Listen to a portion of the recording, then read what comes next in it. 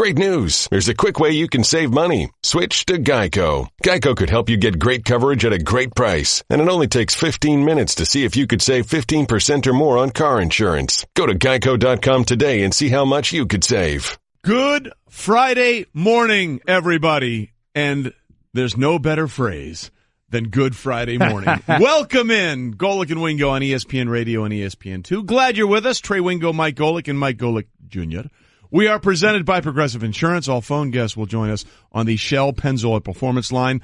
We made it. Yes, we did. It's Friday, and Proud of you guys. It is. Look, for us, that's a victory. I mean, are you kidding me? And especially this Friday. Yeah. Because we have one of the greatest things to look forward to. Yes, we do. A trip to Minnesota. No, before that, the Pro Bowl.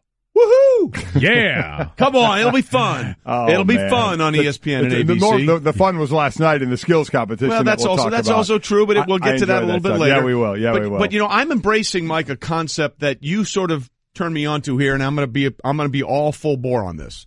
I hadn't thought about it till you brought it up a couple of days ago, but I'm all in on this. And that's basically stealing from your son. Yes. So, without question. Mike, when I drive in... You were the one that I heard rumbling around by my garbage cans last night. That is also true. Well, when I'm driving into work, you help get us set for the show with the wonderful things you do and the way you talk it, and then we're just going to steal some of that stuff. No doubt. You give us topics and all kinds of things to deal with. You also make me think. That's what I'm here for, man. And sometimes I admit that's a little scary. So I'm listening to you come in today, and you're talking about, Tiger and all this kind of stuff and his return, which we'll get into later. You're talking about the combine, and you get on the subject of Baker Mayfield. Oh, yeah. And we always talk about this on this show. There should be two drafts, one after the season is over and then one when it's actual draft, and see how amazingly different those two drafts would be. And one of the things that Baker's going to have to do is going to have to sort of ease people's tensions about not only his slightly diminutive size as a quarterback, just at 6 feet or just a little bit over. Small. But also, can he be a CEO? Can he do this? And it's going to be in meetings and pro days and workouts with teams. And the meetings and the interviews are probably going to be as important as anything. And then trying to be as eloquent as you can. Oh, yeah. You drop this on us. Baker has to assuage some of those concerns. And I almost drove off the road. It's a $2 word. You're welcome. It's a $15 word. Yeah, it was great. That's SAT stuff right there. It was great. And actually, what was that word? Well, the actual word is assuage. And what did I say? Assuage. You made it French and also incorrect. Let me hear that again. Yeah, no, it sounds. Baker has to assuage some of those concerns. So I admired the effort, because I always tell my kids, I don't care if you're successful, just as long as you try hard. Well, exactly. And you tried hard. And you make it sound even better. It sounds a little more elite. It sounds like he's French. really going out of his way. So I must assuage these GMs. That's what that word is? Yeah. I always thought it was a sausage. That also makes sense. That makes that's very on brand. But by the way, we should point out that you apparently were not the worst at attempting to hear this word, because this also happened. Can be assuaged by a 15-yard penalty. Ooh, can be that was Greeny. Assuaged. All right, so if he messed it up, I was going to say that's pretty good company then. Yeah, because Greeny usually speaks the English language pretty well, especially when he was sitting next to me for 18 years, and I would butcher that thing. He would sound, he doesn't have like carte blanche then, because he really was never going to get called to the task by you, despite basically calling it Namdi Asamoah. Do we know? Along those lines. Now that you brought that up, the greatest draft mispronounce ever in the history of the NFL. A lot of people say it's Brett Favre when he was. Oh, yeah. Oh, no. When Paul Tagliabue was announcing Namdi Asamoah as the number one pick in the first round of that year, I think it was 90. I can't remember what year. It was early 2000s. Doesn't matter. Paul Tagliabue got up there and he got handed the card. And you can see him look at it and sort of like, oh, my God, what am I doing here? And it's Namdi Asamoah. He pronounced it Asmuga Namdi. So not only did he butcher both words, he transposed them. And let me tell you, somebody should have got fired. How do you hand the commissioner of the NFL a card like that? Good luck with that. And not either tell him how to say it or have a phonetic spelling. Good luck with that, Tags. By the way, that's the exact reason why I want Stu Gotts to announce every draft pick, because I want that look of shock and awe on his face when he handed what is this? Just looking at the card and knowing there's no chance, and seeing how badly on the biggest day of these young men's lives someone can butcher their names. Well, listen, we go through when you started calling games and I call games. I said that's my biggest fear. I said is getting some guy's name wrong on TV. I feel horrible about that. Everyone should have to call a game for Hawaii or one of the Utah teams. Exactly. Because if you really want to. Yeah, that's a good way. That one too. God bless you. I did that a couple times a game. Then I said, from now on, the rest of this gang, he's number 6. Okay? And the other thing Stugat should do, try and do clay court specialists from Eastern Europe that appear in other tennis majors. That's a nightmare. And by the way, just so everyone knows, we've got off so many things. The actual pronunciation of the word is assuage, not... Baker has to assuage some of those concerns. And nor is it... Can be assuaged by a 15-yard penalty. So it's assuage. Are we sure there are not multiple pronunciations? Yeah, we need Dr. What's-his-name from the spelling bee. From the spelling bee. If they're... All right, well, look, by the way, the reason the Greeny drop came up, because I told... Stanzik to find this thing. I typed it into the computer, and that was the first thing that came up when he typed in assuage. You know what? I'm adopting assuage because that one that one to me is the most that sounds like a town in New Jersey. And it's Ramapo. It sounds like something that you get beeped out every time you say it. Exactly. The FCC is going to send us all a nice envelope. What are they doing over there? So again, thank you for giving us 7 minutes of content. There you go. Just want you to know we appreciate that very much on a Friday morning. How you roll. As we are ready to roll. Now we're going to do the actual show. Yeah, we ready? are. Let's start. It's time for Off the Top. Whether you like it or not, it's just beginning. With Golic and Wingo. All right, we start off the top with Tiger Woods. Back in his first PGA Tour event, sorry, Bruce, as I messed that up yesterday, shot an even par 72 on Torrey Pines South Course in the opening round of the Farmers Insurance Open. Again, his first official PGA Tour round in a year. What was amazing to me here is everybody's talking about his putts, that the longest putt he made was just under 5 feet, or a little over 4 feet, I should say. He was 18 of 19 on putts up to 5 feet. He was 0 for 12 on putts more than 10 feet. He had no putts from 6 to 10 feet, so it was either close or over 10 feet. He supposedly didn't do that well, and afterward, when he talked, he said one of the things he was most happy about was his putting. So that just shows I know nothing about golf or what I'm looking at, because everybody looked like he was struggling there. His average drive was 299. That was, right in the middle, in the upper end of He ripped his a couple pack. of drives, which looked pretty He absolutely did, and he hit a couple of darts from the fairway as well. But that, to me, was the most interesting thing, is to people that thought that he putted bad, he said that's something he thought he did well at. Either way, with the leaders 7 under, he's sitting at even par. I think he goes under par today. I don't really think any of that matters. I think him hugging the middle on this is probably best for Tiger, so you don't push too hard, because, you get an inch and all of a sudden you start to push your foot down on the gas a little bit too much, and that's how you end up hurt again. I'm just thankful that the people who typed this up listened to our conversation apparently early on and put the phonetic spelling of Tony Finau on this list so that I wouldn't butcher that one too. Yeah, it's Finau, so there's a lot of what's going on there? As far as I'm concerned, it's Fee now. That's exactly right. Finau. Hey now. Phonetic is the way to go. What did you think of his round? You're Tiger, the golfer here. I thought it was about as good as you could expect. Look, the one thing about Tiger that people don't talk about a lot, he gets really nervous on the first tee. And he talked about that afterwards. I mean, and that first hole, by the way, he bogeyed. That first hole has been a nightmare for him. When they played the U.S. Open there in 2008, I think he was 7 over par on the first hole, including a couple of doubles, and that includes the bonus playoff round. So he played it 5 times. But I mean, that first hole is a nightmare for him. In fact, if you go back and look at his stats at Augusta, where he's won all those times, he's horrible on the first hole there. Tiger gets legitimate first tee nerves. So it's one thing to have, as we saw him do 3 rounds in the 60s at the Hero World Challenge, which is basically his glorified member guest. Right.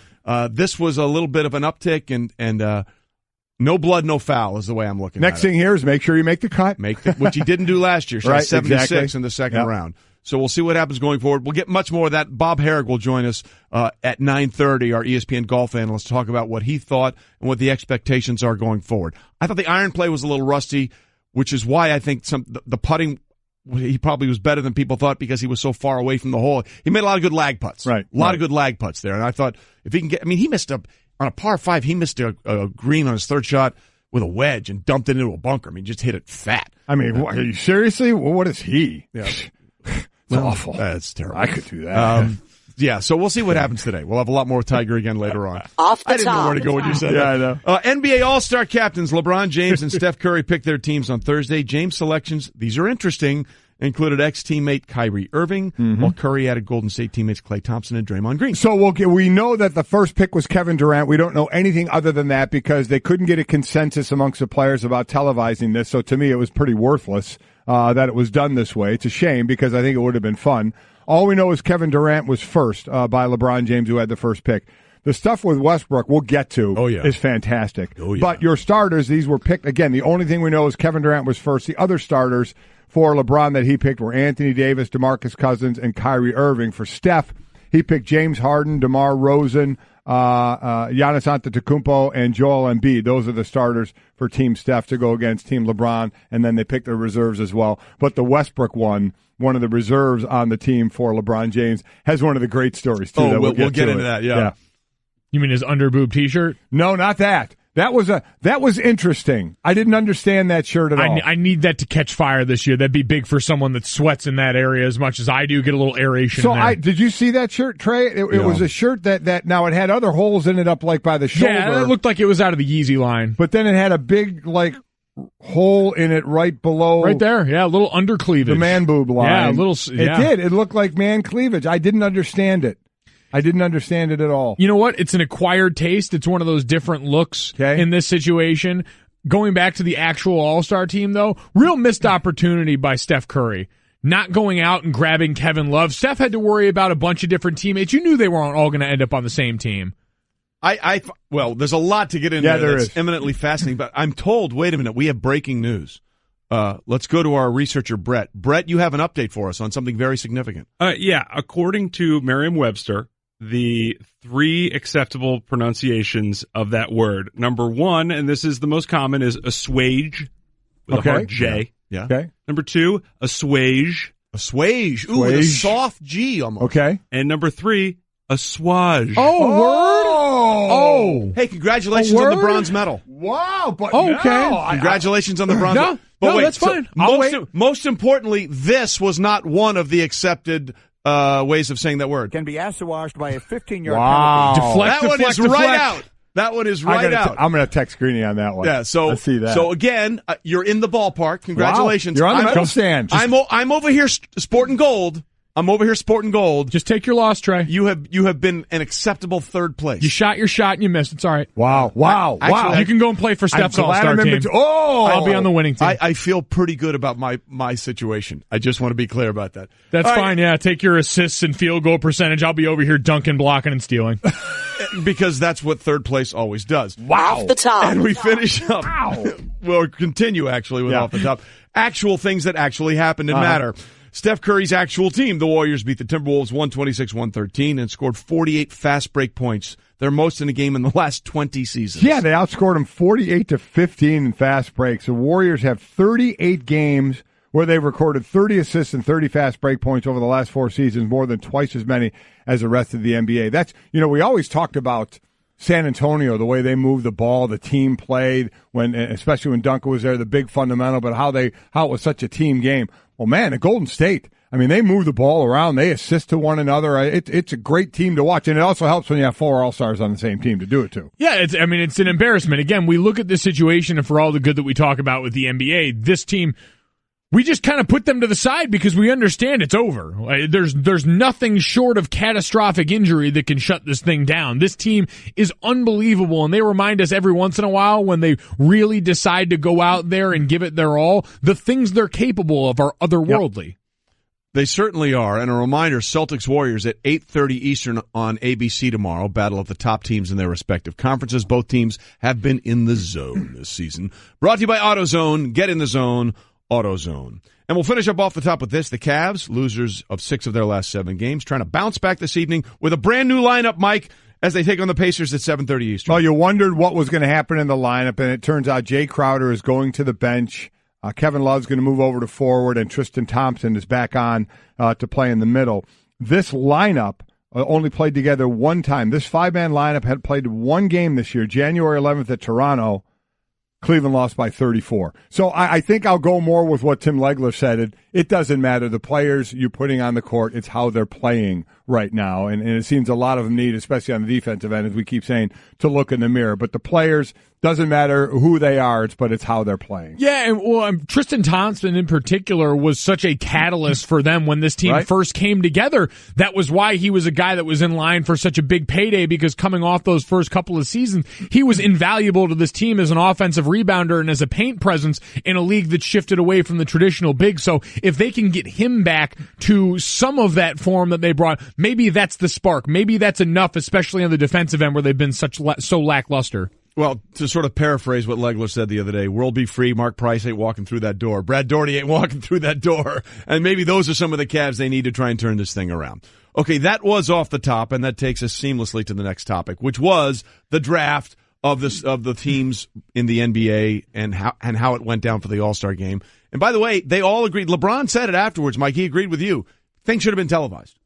Yeah, that would have made it much more fun. The only thing we know is that Durant was the number one pick. Yeah, well, and we know Al Horford was last. Yeah, we do not know that. No, I mean we do not know that. We probably know Listen, that, right? I don't want to have to assuage any more of your takes, so I do not know that. And the reason we didn't is the Basketball Players Association said players could not reach a consensus, and it therefore was not broadcast. That all I got to say is, hey guys, lighten up, okay? Lighten up, Francis. Lighten up, Francis. You call me Francis, I kill you. Lighten up, guys. I mean, come on. This could have been so much fun. And now, again, all we know is Durant was first, Horford was last, and then everything in between. Okay, stop with we don't know that. No, we don't know that. I feel like we can be pretty sure. We deal in facts. You reverse engineer enough of this, and you can go through and I think kind of figure out based on the way this went, knowing Kevin Durant was first, Giannis was probably first on Steph's team, Kyrie was probably first on LeBron's team after that. Then you go James Harden. You can go down on the list and get a pretty good idea of where this all is. Kevin Love is the linchpin for me. You're just making guesses. Steph could have ruined things for the Cavs. Steph, I really have to question his killer instinct going forward. The mental warfare it would have been to steal Kevin Love early from this so that LeBron's one teammate in the All-Star team wasn't on his team after all the controversy they've been through. That's how you finally break your enemy. You know, in the Batman movie, when Bane says, I'll break your body, then I'll break your mind, then you have my permission to die. Yeah. That would have been that moment for Steph, and he's ruined it. So you're saying he didn't read The Art of War by Sun Tzu? No, clearly not. Yeah, he's clearly underestimated the ability of his enemy. Okay, a couple of things that were really fascinating about this. First of all, Russell Westbrook. Okay, they put out the list of who went there, and apparently he was very upset because the way the list was put out there, he thought he was the last pick for Team LeBron. Thoughts on being picked by LeBron for the All-Star team? Oh, that's cool, man. That's good, man. Finally, they got the team figured out. How do you really feel? But I see I was the last pick on the list. I was just trying to figure out, alphabetical. It was alphabetical. See, I told you, man. Oh, my gosh. Alphabetical order, man. Of course I was first, man.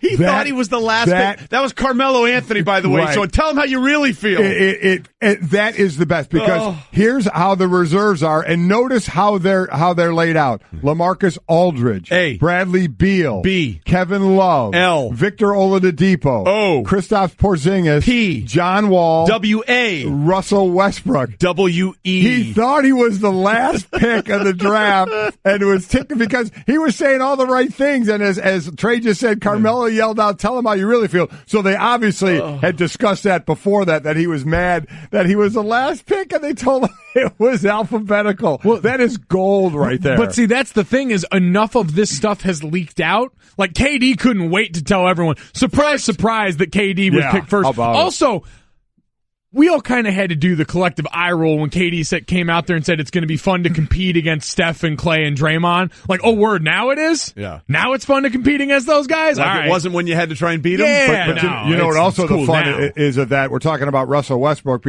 not being the last pick on LeBron's team, which has Kevin Durant on that team. Well, Kevin Durant and Westbrook teammates. Not only that, one of the real interesting ones, LeBron took Kyrie Irving on his team.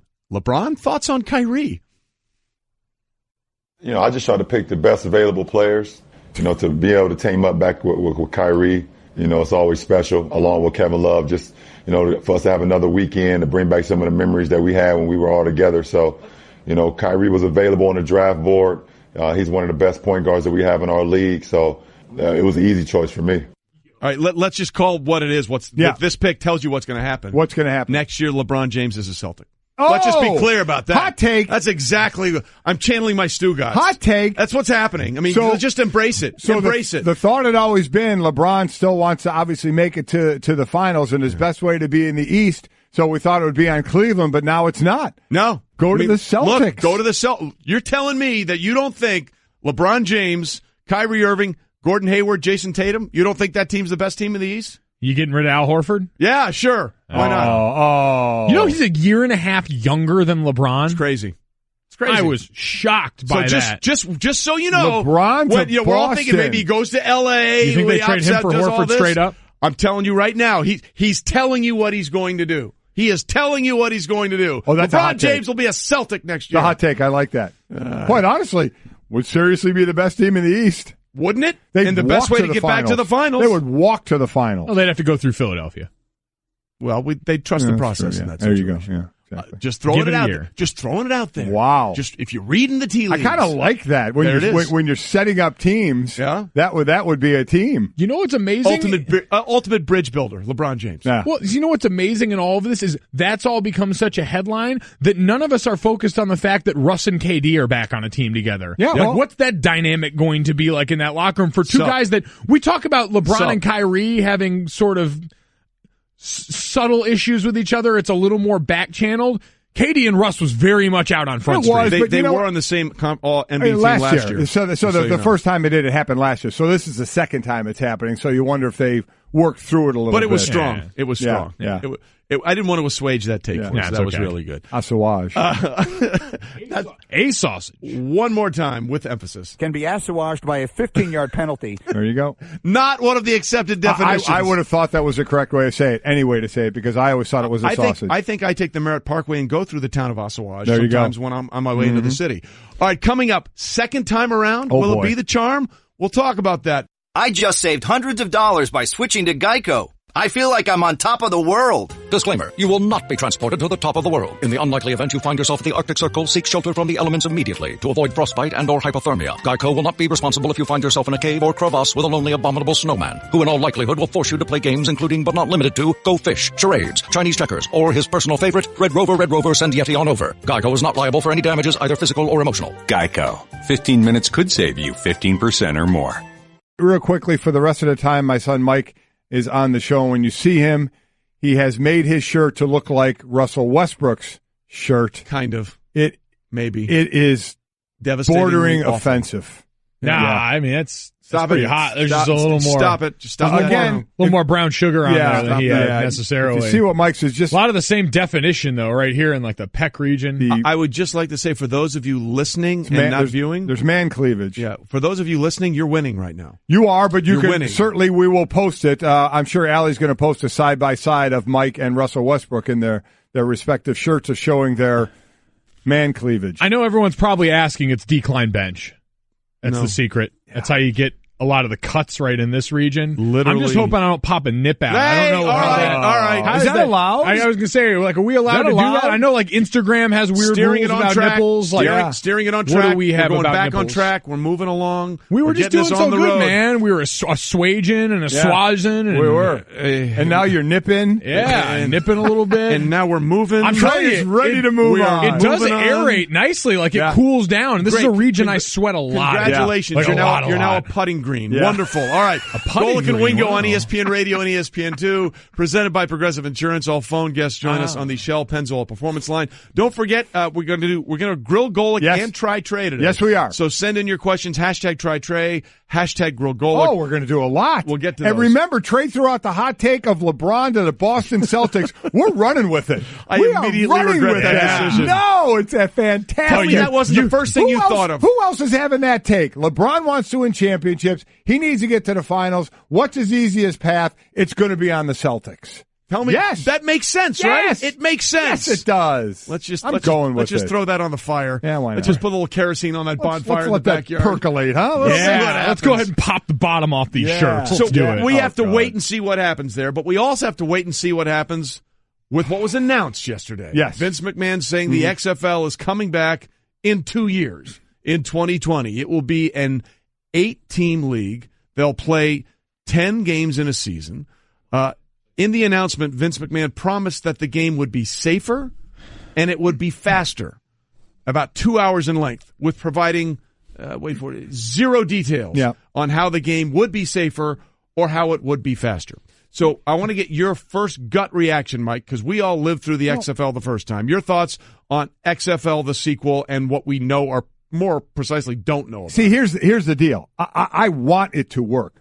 A, I love football, and B, there are not enough outlets for players to play, and Mike, you'll be able to talk on this as part of that in missing a couple times, being like on the last cut for NFL teams, and then basically, you went in the FXFL, the Montreal up in the Canadian League, but there's just not those leagues for more players who have a chance because there are other good players out there. So I love the fact that other players will get a chance to play. So I wanted to work in the same time frame of February to April as they did last time.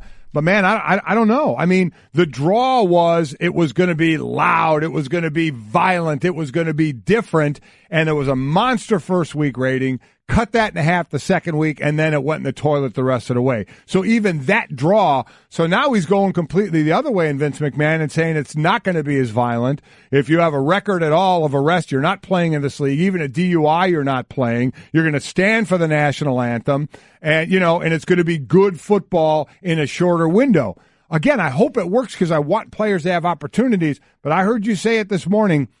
I almost put a better percentage on this league never even getting off the ground, let alone being successful. Oh, yeah. I don't know how this is going to benefit Vince McMahon personally in the immediacy, but I have to imagine there's got to be some sort of financial benefit for him just getting this sort of up and going, getting the conversation starting around it, because I really don't think there's much of a chance either. And the difference is, so you talked about the FXFL was a league I was a part of. We've seen spring leagues. Right. We've seen these other ones that usually understand their place. And they say, all right, we're not going to compete with the NFL. We want to be a feeder. We understand that the guys that get cut that are hanging around there want a way to keep playing football, but ultimately want to get back in there. Right. Vince McMahon came out and said, we're not interested in being a feeder league. We're not interested in being a developmental league for the NFL. So what you're saying then is you want to be a competitor, but you want to be a competitor not doing things that are different. Besides, the obvious, really easy political overplays of, giving the people that don't want to hear opinions from their athletes that different from their own a chance and a place to go. That's really the only difference, because if you're not going to make it more violent, which is something that a lot of people who call football in its current form soft are going to want, that they're not going to get there. You're not going to get the quality of players. You're not going to have the money to throw at them. You're not going to have the facilities or anything else, I'd imagine, to put in front of these guys. So what do you really have but watered down football in a world where it already seems like people think it's oversaturated the market anyway? Well, see, this to me speaks to the brilliance of Vince McMahon, because calling this league the XFL is actually a complete disservice to what the XFL was. You alluded to it. Okay, they had cheerleaders in the stands with fans, and we're going to scrum for the football, until a guy threw out his shoulder trying to get to the ball. Basically, the XFL as it was the outlaws, the rebels. We don't care, no rules, all this kind of stuff. And what does Vince do? He sees that there's a backlash now against some of the things that are going on in the NFL. He wants it to be family friendly. He wants it to be not politicized at all. The players will stand for the. He's basically He's judging the temperature and thinking, I think there's a niche audience out there that will go to this. So on that part, I give him genius marks for understanding what some people are clamoring for. But at the end of the day, if the football isn't good, it won't freaking matter. Yeah, well, that's exactly right. And he's not competing with the NFL from a standpoint of when they're going to play. They're going to play again from February to April, so that'll be NBA, the NCAA tournament, hockey that's going on as well. So that's the competitive side of it. But we can talk about all the good reasons of maybe why this can work, because I'll say it again, I want it to work. But at the end, I don't think the football will be good enough. We're going to sit there and say it's going to be watered down talent. It's not NFL talent. But I know someone will say, well, wait a minute. We all love college football, and that's not NFL talent. Only 1% of college players make it to the NFL, yet we watch college. Yes, we do, because of the college affiliation and the love for college. These are guys who are not branded with a college anymore, and he can say all he wants, Vince McMahon, about we're not going to be an NFL feeder league. But Mike, you know this. If you played in this league, what would you be trying to do? Well, that's exactly right. You'd be trying to get back to the NFL. You're trying to get back to the league. So let me ask this of you. So you were cut 3 times, 2 times on the last cut. You went and played in Canada. You went and played in this FXFL for the Brooklyn Bolts. Won the championship, by the way. Congratulations. You Undefeated. were the Arizona Rattlers had your rights, but you decided not to play for them. If this was around the time you were doing your thing to try and get to the NFL, would you have jumped into this? Oh, yeah, I likely would have been desperate enough to do this because, I mean, that's what it's preying on. It's guys that are looking for any way. And as someone who lived in a Holiday Inn Express in Staten Island for 5 months out of a fall at one point, it's amazing what you're willing to do to try and keep chasing that dream. But the difference is, at some point, it's got to be a realistic option. And you saw the cracks when we were in the middle of that season in the fall because it takes so much to make a league successful. It's not just, well, we've got 8 teams and a 10-game schedule and we've got a playoff set up. It's, all right, well, do you have trainers? What's the health insurance? What's the health care situation going to look like? How is the Players Association going to be associated with or attack this? How do you protect the players that are trying to get back into this? How do you make sure that guys are compensated? How do you just make sure that the day-to-day as far as having people there to tape and get guys ready for practice are all put in place? Those are the things that I saw slip through the cracks, and those are the things that I have to imagine as this goes on. And Vince McMahon is privately funding this, and I get that he's a guy who's worth, $1.5 billion or so like that, but it's a difference when you have to fund this into something that there's no guarantee because you don't control the product the way he does in the WWE. No, players actually play the game. Yes. It's not a predetermined outcome, as you were saying earlier on your show. Lots to get into there, including the one thing that you really think that you like, Mike, about the XFL, which really will not be any way like the old XFL, except that the letters, the XFL, are there, should it actually ever come to fruition. Golic and Wingo with you on a Friday morning, and don't forget to send in your questions for Try Trey, hashtag Try Trey, hashtag Grill Golic. We'll get to those a little bit later. So there is one thing. Well, before we get to that, when you say, as Vince McMahon did, this will have nothing to do with politics, it's all about this, you already are saying what your politics are. Right. I mean, let's be clear. Yeah. Let's be clear about that, which we understand that's fine. Right. But let's not pretend like that's not part of the equation. It's exactly here. right. It's exactly right. But you have one thing that you think really could work with the XFL. The one XFL. thing I think can at least give it a shot right out of the gate is patience. Last year, or the last time they did this, what was it, February 2000, Brett? That they announced this, and then it was February 2001 they started this, so it was a year. I mean, it was rushed. For a lot of the things that, Mike, you talked about before the last break, of all the things that have to be taken care of, they announced it, and a year later they had a product on the field. Again, the first week it rated over a 10, the second week a 4, after that it was in the toilet. So here at least he's waiting 2 years to either really get your ducks in a row or really realize it's not going to work. And then you have a chance to say, you know what?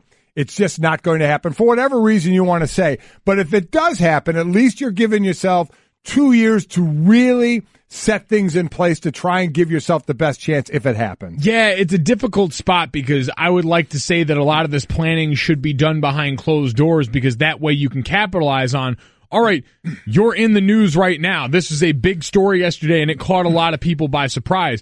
Would you be able to keep it under wraps if you're trying to put a lot of this together behind the scenes before you make the announcement? I don't know. But part of me also recognizes now that we don't have a long attention span as a group of people. And so you announce this, you get a lot of the initial coverage out of the way, and then it goes away for 2 years. And then we move on to something else. And we have no idea what the landscape looks like around football, around sports, around entertainment in general 2 years from now. We see how much it just changes month to month at this point. So that to me would be the worry, is that you can become irrelevant again and uninteresting very quickly. Well, the most important thing for this league to have any chance, I mean, literally any chance, is what he doesn't have right now, which is a television partner. Right. Okay.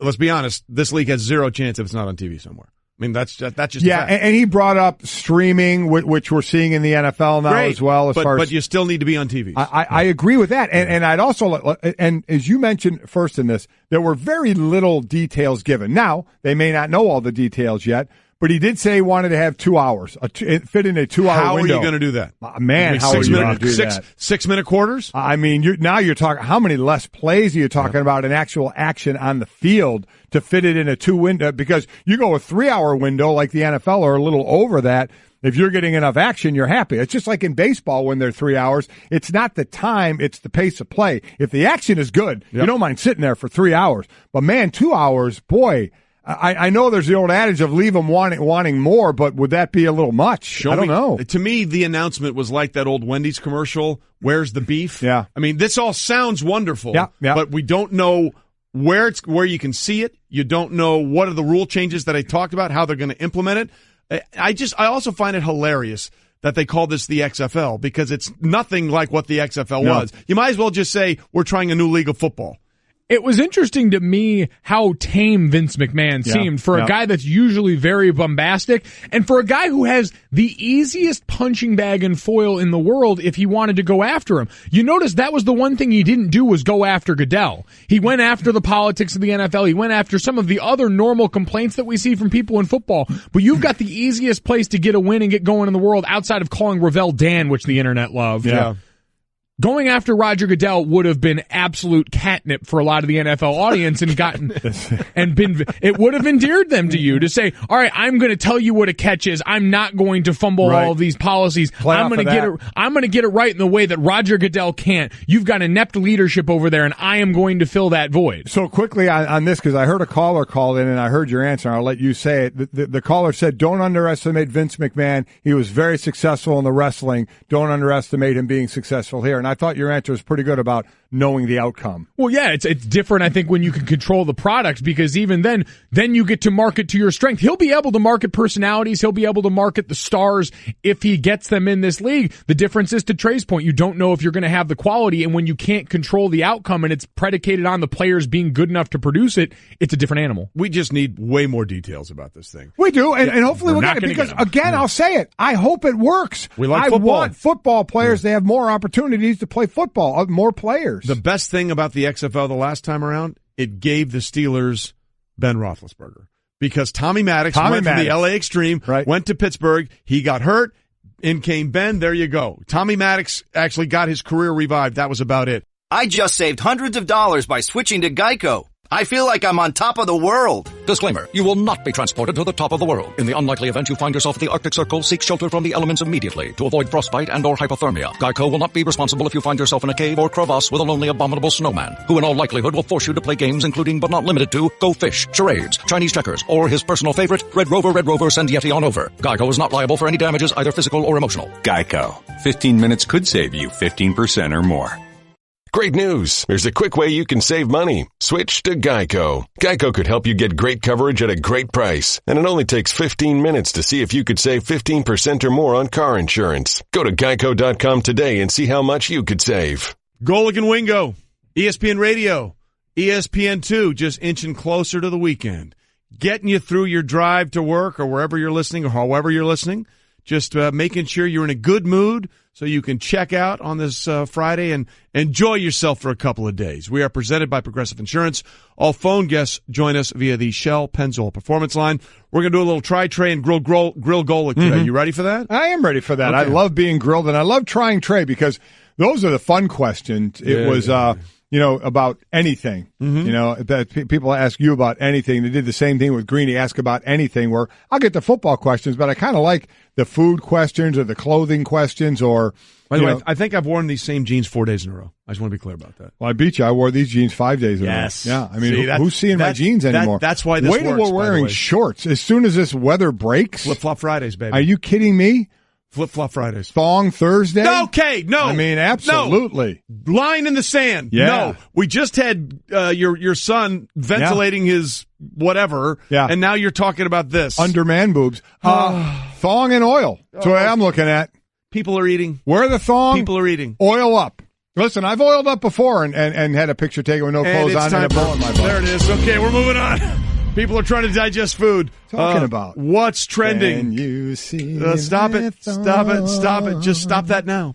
Approximately 400 Super Bowl prop bets have been posted in Las Vegas. 400, Mike. Now, you really enjoyed this part. Love this. I absolutely love all the, and we're going to get to some of them that they're really, you have your how long is the national anthem going to be, which to me is a lock for the person singing the national anthem to tell all their friends to go ahead and make some money. Right. Because they're the ones that know how long it's going to be, the first touchdown and who's going to throw it, who's going to be the MVP. Heads or tails. They have some really good I'll just give you one, but off these sports, off the Super Bowl bets, or kind of connected, the total number of gold medals in the Winter Olympics for the U.S.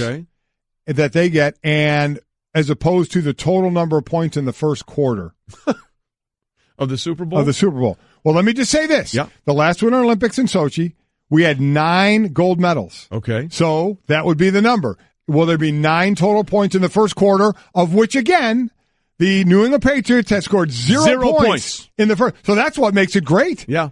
9 points. In the Brady-Belichick era, they have not scored a single point in the first quarter of any of their Super Bowls. That's a bet. How great is that? Gold medals for the U.S. Again, they had 9 in 2014, so we'll see what they get here. And total first quarter points. That's awesome. Well, that's the thing that makes these prop bets. And when we get to Minneapolis next week, we'll have more fun with it. There's so many of them, so many different ways you can go. But I really appreciate the creativity. Sometimes with these prop bets. Love it. I would have loved to know what are the odds if you just said, Nick Foles will be starting in the Super Bowl for the season. Oh, my gosh. That's a lottery ticket. Yeah, you'd that's a lottery ticket. You know who thought he wasn't handed a lottery ticket? Russell Westbrook. He was very salty after thinking he was the last pick in the NBA All-Star draft. He scored 46 points in the Thunder's 121-112 win over the Wizards. But, the list came out that he was on LeBron's team, and his name was last. And he did not take it well. No, he did not. Do we have it now? Can we go? Do we have the sound? We got to hang on to it, I guess. This snuck up on him. I'm confused. Well, we're actually going to play it. We're going to let you. Russell, again, he saw this list before his game. Is this network time filling right now? And he was mad because he felt it was the last pick. Scored 46 in the game. Had a great game. But just the reserves. Let's go through it again. These are how the reserves were announced: LaMarcus Aldridge, Bradley Beal, Kevin Love, Victor Oladipo, Kristaps Porzingis, John W.A. Wall, and Russell W.E. Westbrook. So you know where we're going with this thing of why it's listed that way, but Russell Westbrook, he didn't really kind of get that in the beginning. Oh, hey, this is working out well. Hey, TV! We do this all the time. Here we go. Russell Westbrook. Smokes. Thoughts on being picked by LeBron for the All-Star team? Oh, that's cool, man. That's good, man. Finally, they got the teams figured out. How you really feel? But I see I was the last pick on the list. I was just trying to figure out, Alphabetical. It was alphabetical. See, I told you, man. Alphabetical order, man. Of course I was first.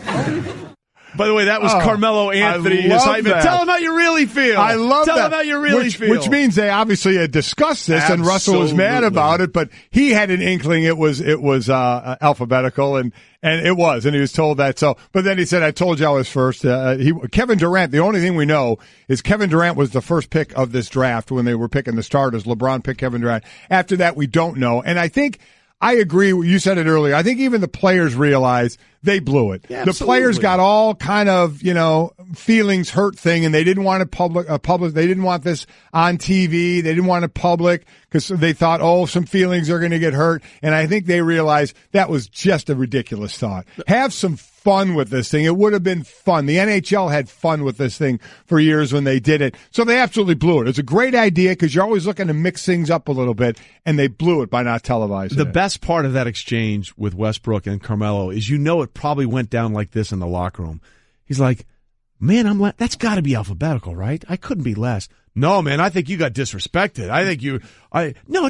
No, man, they're slighting you, man. So then you're like, yeah, I'm angry. Yeah. And then they get him to say that, and it's like, of course it's alphabetical. And they totally set him up there. Oh, yeah. That's how that went down that entire situation. And there's a lot more. We'll get into those selections and what they mean a little bit later. We knew this was coming, Mike, and if I'm sure this will be on Dan Le Batard's show today, and it'll be continued. The Marlins continue to get rid of everybody. Christian Yelich became the 4th starting position player from the 2017 team to be traded away by the Marlins. Listen, I mean, it's a fire sale. basically Derek Jeter said they were going to drop the payroll down, I think, between $85 and $90 million. And the only way you're doing that is getting rid of money guys. So while it shouldn't be a shock, I get why Dan and everybody down in Miami who's a fan of that team are mad because you were told it wouldn't happen. But I have to believe anybody, I don't know this for a fact, but anybody that was going to take over that team wasn't going to add to that salary. Nope. Maybe they would have kept Stanton. I have no idea. But it seemed like that was the way for this team to kind of rebuild, is to take a step back. It was just a matter of how big of a step back that they were going to take. But I get why the people in Miami are tired of it, because it happens over and over and over again. When is the positive going to come from this? So good luck again continuing to try to fill that stadium. That's going to be the issue going forward. I mean, sure, maybe 4 years from now the team will be in better financial situations, but is anybody going to the games? That's right. The thing. And Dan, who, when we saw this happen with Stanton and everybody else, rightly outraged. And it's just they've been through this far too many times. So we've seen this movie before. So this is happening now. So the question then will be is how quickly can you start to see? Now you're seeing all the negatives. So how quickly can you see some of the positives that will keep the fans to stay the fans? All right. So that was what's trending. Don't forget, here's what's coming up later on. Dan Quinn, a head coach of the Atlanta Falcons, who is uniquely qualified to talk about both of these teams in the Super Bowl. We'll get to him. Mike Vrabel, new head coach, who has one of the great new of the Titans, has one of the greatest statistical lines in the history of football. We will grill him about that. Howie Long, who had a great moment, the Hall of Famer, 3 generations on the field in the NFC Championship game in Philadelphia last Sunday. We'll talk to him about what it means to see his son playing a second straight Super Bowl. And Bob Herrick will join us in the last hour as Tiger back on the PGA Tour, his first official round in a year with an even par 72. We have that, but first something else. Yeah, let's take care of our cars a little better, huh? If your car breaks down after the manufacturer's warranty expires, you could be out of pocket thousands having to fix it. That's why we recommend getting extended coverage from CarShield.com. New engine, new tranny is going to cost you thousands of dollars. Your dealer or any ASE certified mechanic can do the repair, and CarShield gets them paid directly. Save yourself thousands in potential car repairs by calling 800-CAR-6100 and mention Golic or visit CarShield.com. Use the code Golic, save yourself 10%. That's CarShield.com. The code is Golic. A deductible may apply. All right, here we go. You ready? Yes, I'm ready. We're going to do this. We're doing Try Trey, where you're sending in... It's time to Try Trey. Sorry, Christine. There you go. It's my fault there. So we're questions. We also have more questions coming in from you guys to Try Trey. Absolutely. Brought to you by Discover Card, who will match all the cash back new card members earn at the end of their first years. Learn more at discover.com/match. Most importantly, limitations apply. There you go. Okay, hit me. All right, I'm going to try you, Trey. Which of the following all-star draft picks by LeBron surprised you most? Kevin Durant, Kyrie Irving, Kevin Love. Well, I think Kevin Love was an olive branch. I love you, buddy. Right. We're in this together. Let's go. But I think we all know where I'm going here. He picks Kyrie Irving. Yes, he does. What does that mean? It means he's going to be a Boston Celtic in the 2018-2019 season. I think that's pretty clear.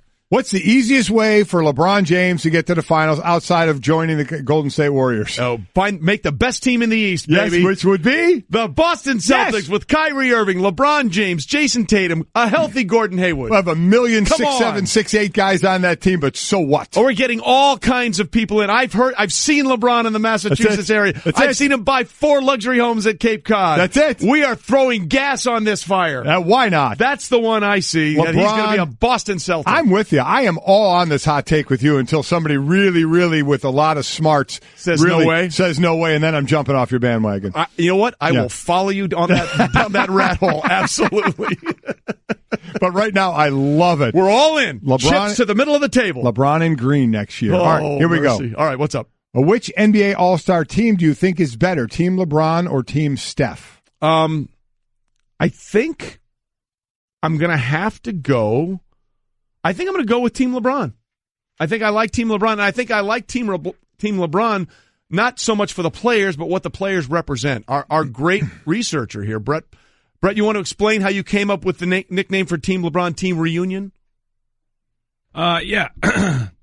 So if you look at the Team LeBron roster, you have a bunch of guys who are coming back to each other after a little time off. So a lot of this centers around Russell Westbrook. Of course. So you have Kevin Durant right. coming back to be with Russell Westbrook. Right. You got Victor Oladipo coming back to be with Russell Westbrook. Right. You got Kevin Love, his college teammate, coming back to be with Russell Westbrook. Like it. Both at UCLA. Okay. You got John Wall and Boogie coming back together. Kentucky. You got the whole Cavs big three from previous years coming back together with Kyrie. There's a lot of reunions going on. Wow. This team. Okay, I do like that. Team reunion. Yeah, team reunion. And also Victor Oladipo back with Kevin Durant as well, right? That's what he said. Yeah. Oh, you did say that? I was listening to the cough button. We got to fix you the cough button. Yeah. Every time you cough, hit the cough button, and then the won't come out. As far as who has the edge, the All-Star teams, Team LeBron's team is the edge in points, rebounds, blocks, steals, and dunks. Team Curry is better in assist, field goal percentage, 3-point field goal percentage, real plus-minus as opposed to the fake plus-minus, and win shares. I don't even know what fake plus-minus is. There you go. It's war. Onward we go. Yeah. What's up? All right. Trying Trey. Yep. Tiger Woods had an opening round, even par 72 at the Farmers Insurance. What did you see that was encouraging, and what did you see that was discouraging? Well, I think the encouraging thing was he was swinging free and easy. You know, there didn't seem to be a lot of tension, and I think there was a one-way miss. The worst thing you can be in a golfer, especially off the tee, is if you're playing Army golf. Left, right, left, right, left, right. Most of his misses were out to the right. So that's something, if you know that, you can correct Fix it. If you're hooking it and you're slicing it, that's a problem. So I think that was one of the most encouraging things was there was one miss, and it was to the right. And the fact that he was swinging the driver free and easy. At one point, he drilled one. I mean, Charlie Hoffman's one of the biggest hitters on tour out there. And when he squared up that driver, I think it was on 16 or 17, I can't remember, he pumped it 30 yards past Charlie Hoffman. So the fact that the driver was working decently, I think was the most encouraging thing. The most discouraging thing, his irons weren't sharp. Right. And normally, I mean, he almost had a hole in one, which was one of his best swings, but his irons weren't the laser-like precision we've come to expect. On a par 5, I think it was 13, he had a sand wedge or a wedge, and he dumped it fat into a bunker. I mean, Tiger's not going to miss many greens, especially on a par 5 with a wedge in his hand. But that's the stuff that comes back in being competitive much more than the Hero World Challenge, which was basically his member guest. So I think his iron play was a little discouraging, but the fact that he seemed to be not worried about, because Jason Day was playing yesterday with back pain, and you could see he was laboring. Yeah, he was. Every swing was difficult. None of that sort of manifested itself for Tiger, and if you've had back surgeries, that was the most encouraging thing. My game is left, right, and I feel more beer takes care of it for me. Well, then you can walk it off aerobically because you're going left and right. There you go. All right, we're going to try Trey again. If Vince McMahon called you and asked for advice on the XFL, what one suggestion would you give him to help make it work? Look, I don't know if it can work. I'd like it to work. We're going to say it's going to work. You got to give him something positive that's going to help. Make sure it's about the football. Because at the end of the day, all this other stuff is great, but if the football isn't any good, it's not going to matter. It's not going to matter. You will catch people initially. Right. Like they did the last time around when the ratings were through the roof for week 1, and then they were halved by week 2. If the football isn't good, none of the other ancillary stuff matters. And, you know, they tried the whole Rebel thing last time with the way he screamed this. Right. Don't press the You know, that was pretty cool. It was great, and it got people fired up, and then the cheerleaders were in the stands, and they were the rebels, and at the end of the day, the football wasn't very good. Right. And that was the problem. So if you want to make it work, forget, I know you're all about the marketing, and all that stuff is wonderful, but if the product on the field isn't what people expect from professional football, it's not going to work. It's that simple. All right, here's one I know is going to rile you up a little bit. Mm-hmm. What's your response to Rockets GM Daryl Morey, who tweeted the following... Morey, I'm sorry. I would assume Morey. We'll assuage that word. Don't worry about it. I assuage that. This is what he tweeted out. I know you're going to love this. Okay. TikTok. It's just a matter of time before the NFL is basically irrelevant as a sport. No global base. No one plays anymore. Hey, Daryl, you might want to look at this thing called TV ratings, because of the 100 top viewed shows in the United States in 2017, 81 of them were sporting events. 64 of them were NFL games. And of the top 10 shows viewed in 2017, NFL had 1, 2, 3, 4, 5, 6, 8, 9, 10. The only other one in the top 10 was the Oscars. So this is a neat little theory. and it's cute, and it's wonderful, and the ratings for the NBA are up. Yeah, they are. Absolutely up. But call me when you get the numbers for a playoff game that most NFL regular season games get. So are there issues with the NFL? Absolutely. Yes, there are. Are fewer people playing it? Absolutely. Is it still the surest bet in television? Absolutely. So, look, I don't know if we're ever going to see something that had the dominance, say, of 5 years ago of the NFL, right, in terms of our fascination with the sport and the ratings in the sport. And that's a fair argument, and it's perfectly true. But that's ridiculous. Listen, it's ridiculous. I agree with you. And the numbers were down in the Little League, and they're getting back to being back up again. Correct. They're still dealing, obviously, with things in football that we know about to try and keep the younger players playing.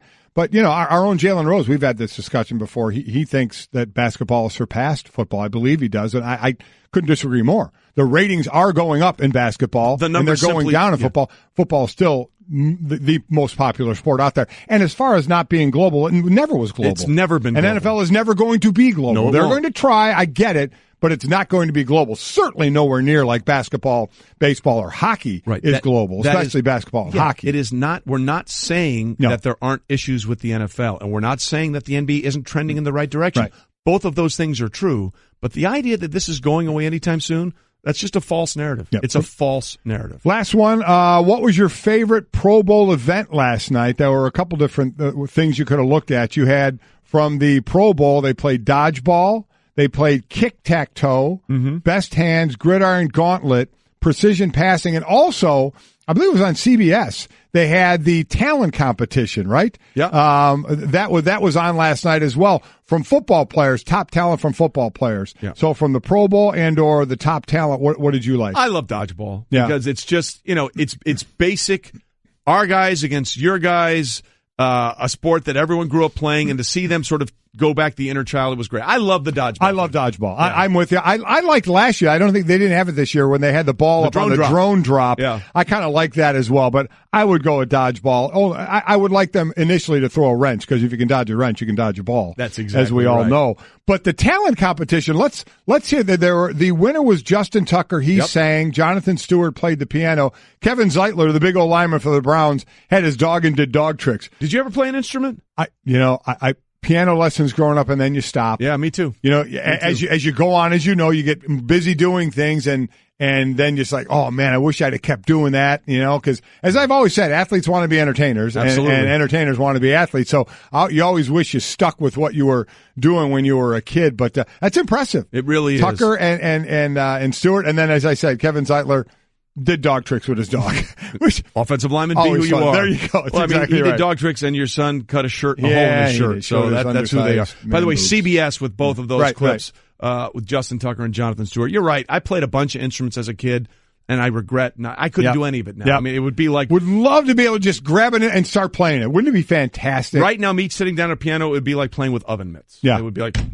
It would be all over the place. Yeah. It would be terrible. Oh, they're telling me I got to go. Okay. Stanza, see ya. Let's go. Have a good morning. All right, see you. Stanza, give me the wrap-up sign, too. All right, big boy. Let's take our time and enjoy this for a moment. Yeah. No, coming up, not many people know the Super Bowl teams better than our next guest, whose last two playoff losses were to the Patriots in the Super Bowl last year and the Eagles this year. But he's also a really good coach. Yeah, let's be honest about that. I feel like we're setting him up there. Dan Quinn's going to join us, head coach of the Falcons, to talk about these two teams. Attention shoppers, clean up on aisle 14. Clean up on aisle 14. Someone dropped a jar of pickles. Kosher pickles. Beatboxing at a big box store. Surprising. What's not surprising? How much you could save by switching to Geico. A red minivan has the lights on in the parking lot. Geico. 15 minutes could save you 15% or more. Geico. Golic and Wingo with you on ESPN Radio and ESPN2. We are presented by Progressive Insurance. All phone guests join us on the Shell Pennzoil Performance Line, and we are delighted for the second time on Golic and Wingo, by the way, to have Falcons head coach Dan Quinn joining us on the Shell Pennzoil Performance Line. Get the feeling of being rewarded with gold status at Shell with the Fuel Rewards program. Download the Fuel Rewards app, join, and start saving 5 cents a gallon today. And Dan, as we welcome you in, I want you to know something personally from Golic and myself. You did the radio right there? No, we did not do that. That was not us. Our guys behind the glass, including Dan Stanzik, they're sadistic people. Yes. They're terrible people. So I just want you to know we had nothing to do with that, but we are glad you are joining us this morning.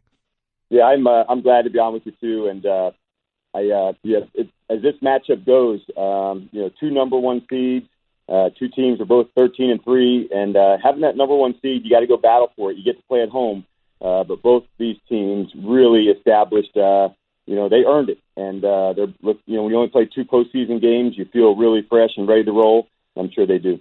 All right, Dan, we're all about honesty on this show. So in that situation, if Julio Jones doesn't fall down on the out route, does he catch the touchdown pass? I think he would have. I think you guys would have won that game. Do you feel the same way? We do, and but that's the life of a competitor, Mike. You know that. So you battle for it, and generally doesn't come down to one. But when it comes to that moment, we trust him 1,000% in that spot to go make it happen. But when it doesn't, you tip your hat and you move on. But it's definitely one that you want to have back and your chances. That's not the life we live. Just from that perspective, then, and before we get into the Super Bowl.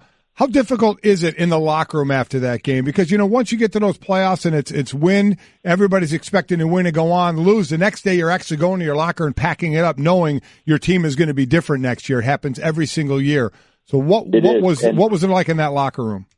Is as fun as it is when you get in and get to play and go win, the locker rooms after playoff wins are so much fun, but the losses are that much harder.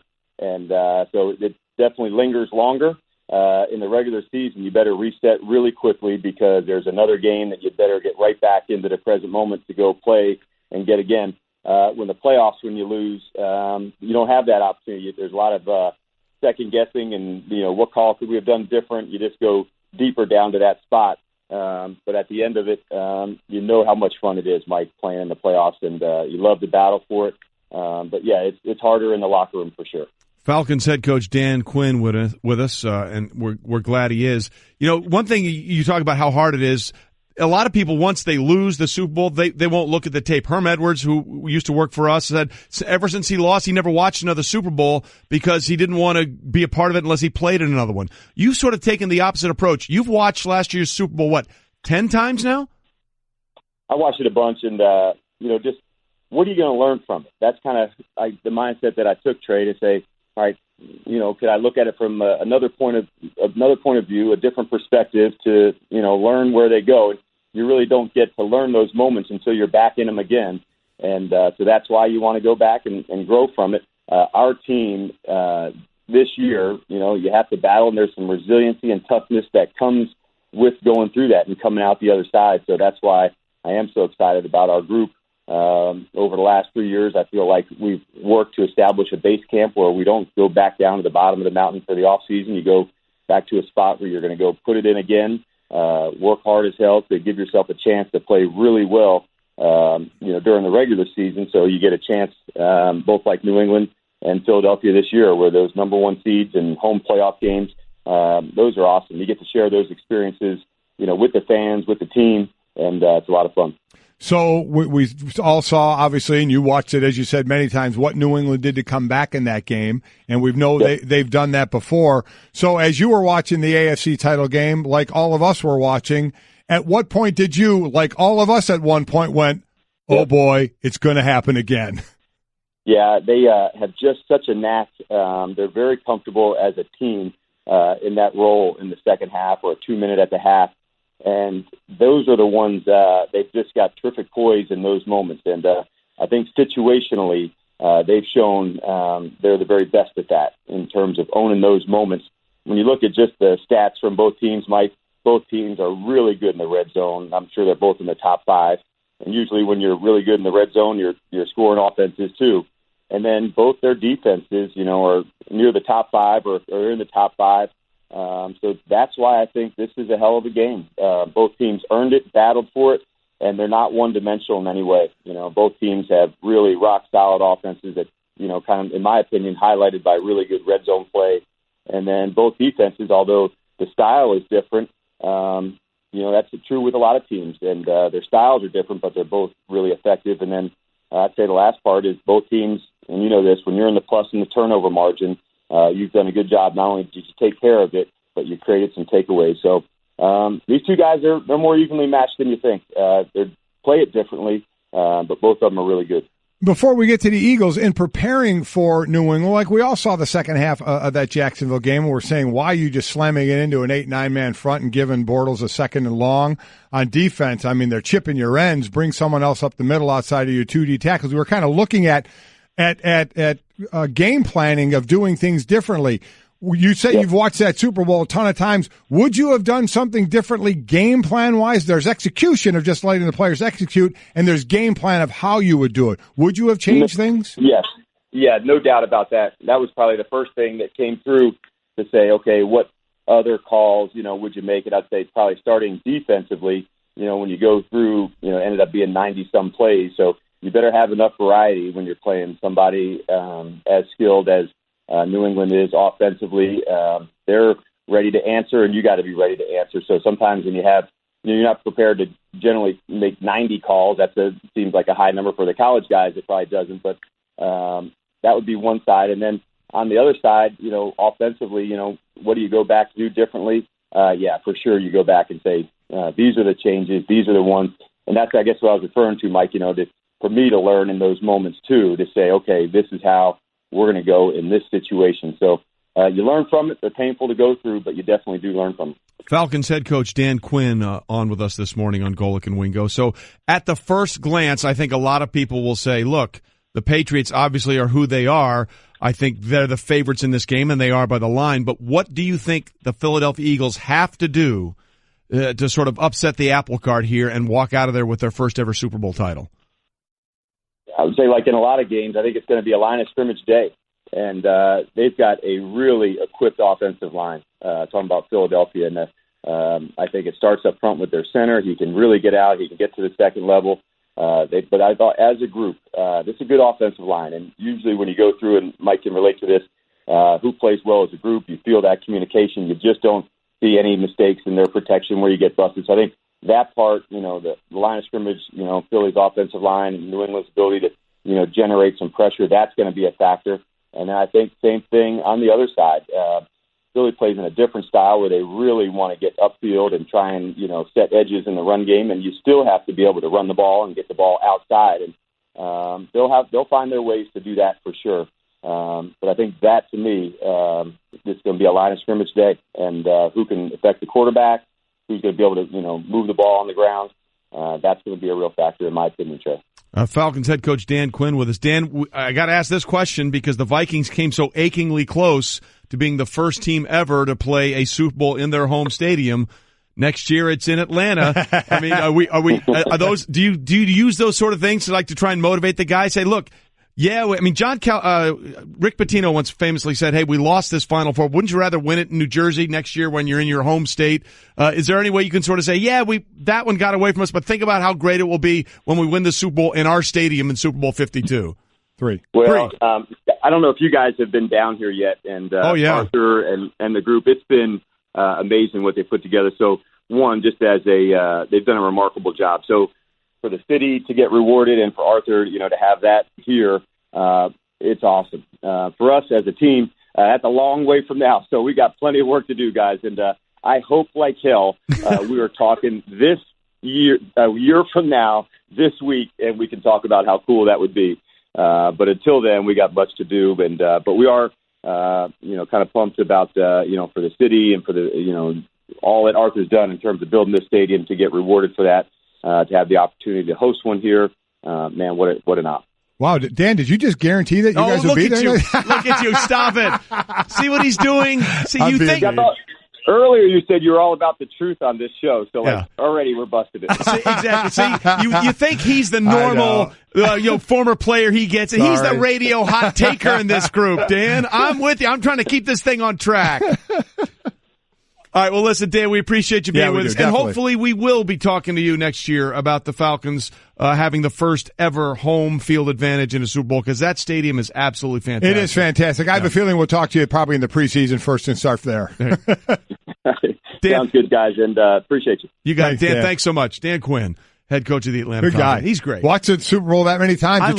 Listen, you do one of two things. You put it away. Yep. You bury it. You say, I don't want to deal with it anymore. Or you say, you know what, let's learn from it and see what we can do differently if we can get something from it to use it going forward. I think it's awesome that he's watched it that many times. All right, coming up, 2 players in this year's Super Bowl can do something that only 2 players have ever done, and you'll hear from one of them. There's a club of 2 in the history of the Super Bowl. There's only 2 players in the history of the Super Bowl that have managed to pull this off. Right. That is win back-to-back Super Bowls while playing for 2 different teams. And playing is the key word. Playing is a key word there, yeah. Because there's been a bunch of guys that have been on, at least one other one that we know of, that have been on a couple of teams from different, that have gone to back-to-back Super Bowls in different teams and won them both. The only 2 that have played in the games, Ken Norton played in Super Bowl 28 for the Cowboys and then won Super Bowl 29 as a member of the 49ers. Deion Sanders played in Super Bowl 29 and won for the Niners, and then went to Dallas and won Super Bowl 30 with the Dallas Cowboys. So they're the only 2 that can say we've won back-to-back Super Bowls while playing for 2 different teams.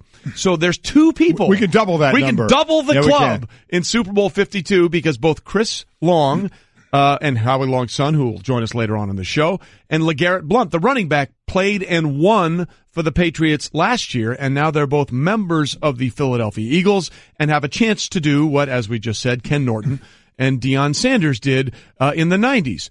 And, you know, whenever you see a guy going up against his old team, you think, oh, I bet you have a lot of friends on that team. There's a lot of, but hey, remember you from last year? Well, apparently, getting ready for this week, LeGarrette Blount is having none of that. Straight enemy mode. Ain't no friends.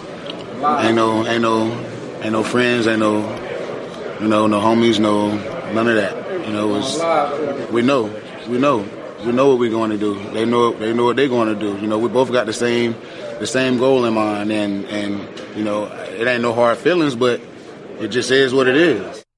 I think that's the way you have to approach it, right? He's right. I mean, what would you expect differently? Yeah. I mean, this is the Super Bowl. I had this experience the first year of free agency when there were 11 free agents in Philadelphia, including Reggie White, who went to Green Bay. Well, I ended up with 3 of my teammates in Miami. Myself, Keith Jackson, the tight end, Keith Byers at running back, and Ron Heller at offensive line. We were all on the Dolphins. Naked fight, Ron Heller. Yeah, there you go. Yeah. And we went that next year when we all left Philly, we went back to Philly that year to play against the Eagles, which was still a ton of our friends, minus the 11 free agents that went somewhere else. But 11, guys we had played with, because remember, we all left that first year free agency. So there was a group of us that were together for 6-7 years because there was no free agency. So we had a great core of players. And then that first year free agency, a number of us left. But we did. With Miami went back, it was actually that the game where Don Shula broke the record for most wins was in that game we won in Philly. But we played against all our old teammates and friends. I mean, we were really good friends. LeGarrette's right. You can't. And now magnify it to the Super Bowl. That's off for 60 minutes, man. I mean, you're playing a game. You do what you got to do. You shake hands before games. You shake hands after the game. But during that time, man, that's the enemy. And let's be clear about another thing with LeGarrette. Chris Long was sort of out of use with the Patriots. Yes. So he was going to move on. They all understood that. LeGarrette was like, bro, I scored 18 touchdowns for you guys last year. I scored 18 and you're just going to cast me aside? So I think the chip on LeGarrette's shoulder is probably a little bigger than it is on Chris. You're going to see a guy that really wants to get in the end zone when we get by that goal line. He is going to want to truck some people he is. for the New England Patriots. The question is, will he have that opportunity, and will he cash in? All right, coming up, we've got 2 returns, and we're not sure if either of them will be a success. Plus, Mike Vrabel will join us, as will Howie Long. Lots more coming for you on Golic and Wingo on a Friday. Attention shoppers, clean up on aisle 14. Clean up on aisle 14. Someone dropped a jar of pickles. Kosher pickles. Beatboxing at a big box store. Surprising. What's not surprising? How much you could save by switching to Geico. A red minivan has the lights on in the parking lot. Geico. 15 minutes could save you 15% or more. Geico.